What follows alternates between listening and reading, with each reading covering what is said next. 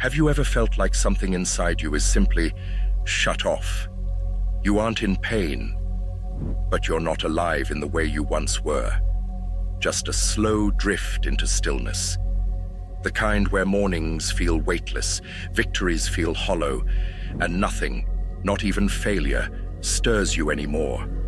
The Sith call this the sickness unto death, a slow unraveling of purpose, identity, and will.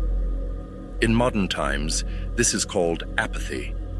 And unlike pain, which demands your attention, apathy waits in the background, patient, numbing, erasing your sense of meaning one quiet day at a time. Someone from the Patreon group asked recently how to deal with this state and what they can do to overcome it. Being someone that has dealt with this many times in my own life, I thought this would be a powerful topic to touch on today. Listen carefully, my apprentice, and practice what I speak about here. It could be the very thing you needed to hear to change your life. Part 1. Disconnected from the self. Apathy doesn't strike like a storm. It seeps in like a slow rolling fog. There is no dramatic collapse, no visible breaking point. Instead, it arrives quietly, first as hesitation, then as disinterest.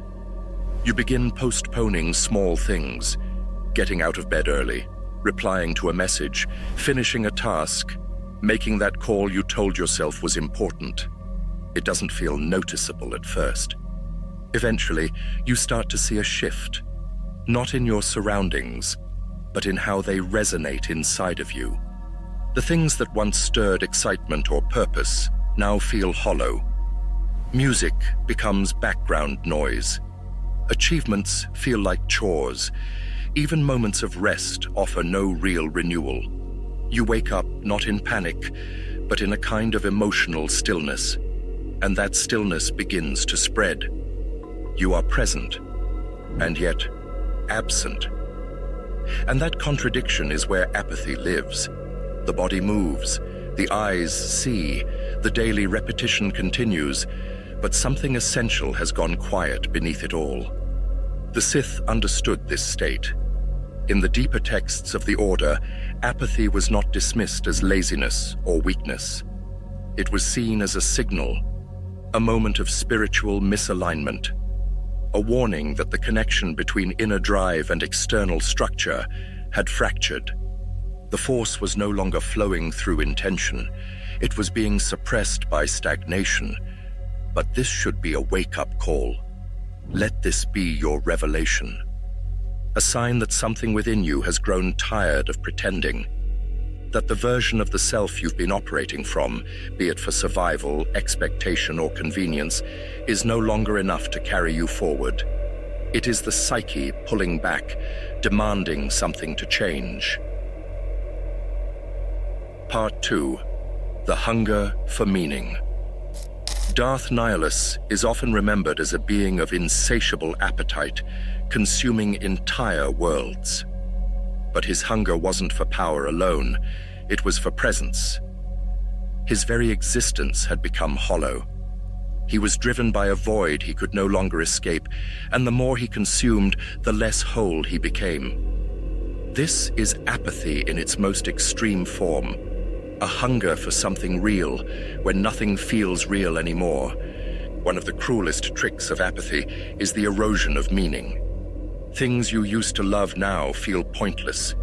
Goals that once mattered feel hollow. The question of why bother echoes louder than any answer you can give. Many don't notice this emptiness until it overtakes them. They continue their routines on autopilot. They smile when expected. They show up, they work, they reply politely. But inside, the silence grows and the feeling of death creeps in. When apathy arrives, the instinct is to fix it quickly, to find a distraction, a new project, a new stimulant, a louder noise to drown out the quiet. But what if the answer is not to run from the silence, but to sit within it? To stop looking for immediate purpose, and instead listen.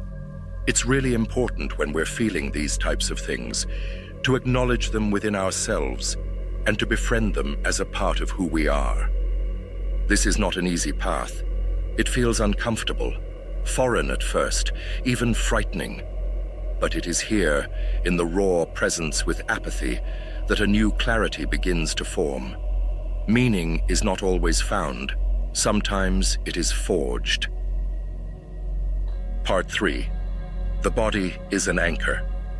Apathy numbs the mind, but the body almost always remembers its purpose. When thought becomes fog, the body becomes a rope tied to something solid. You can begin with something simple. Feel the soles of your feet, the bend in your knees, the breath moving through your lungs. These are not spiritual practices. They are survival instincts. Physical motion becomes more than fitness. It becomes evidence of life. There's a reason the Sith often began their apprenticeships in extreme physical hardship. It forced attention back into the body, where focus is reborn and weakness is broken. The body rarely lies. And when the mind has forgotten why it should care, the body steps forward to help remind it of the basics. Create a simple workout routine that you can follow 5 or 6 days a week. For men, I would recommend strength training mixed with some core body exercises that get the blood flowing. Do this as early as you can in the morning to help jumpstart your day and get the endorphins pumping. Even when you feel completely drained and unmotivated, get up and push yourself to just get started. After the first few sets and forms, you will start to feel that awakening deep within. But remember this, you must want the change. Without the desire to change and rid yourself of this numbness, you will only find yourself fighting a long uphill battle. You will not conquer apathy and depression in a single day, but you can form patterns that outlast it. Over time, these patterns become foundations. Not always exciting and fun, but always something solid you can count on. Not optimism, not motivation, but structure. The question is not, will apathy return? The question is, what will you do when it does? Beneath the numbness, the silence, the fog, there is still fire. Maybe not visible at this moment, but it is warm and alive within you. Apathy is not the end. It is the invitation to begin again, with more honesty, more clarity, and less illusion. Feel it, sit with it, and then make your move. If you would like a deeper dive into topics like this, or just want to speak with Sith Mastery personally, consider joining the Patreon today. If this holocron resonates with you, please like and subscribe so I can bring you more powerful Sith lessons.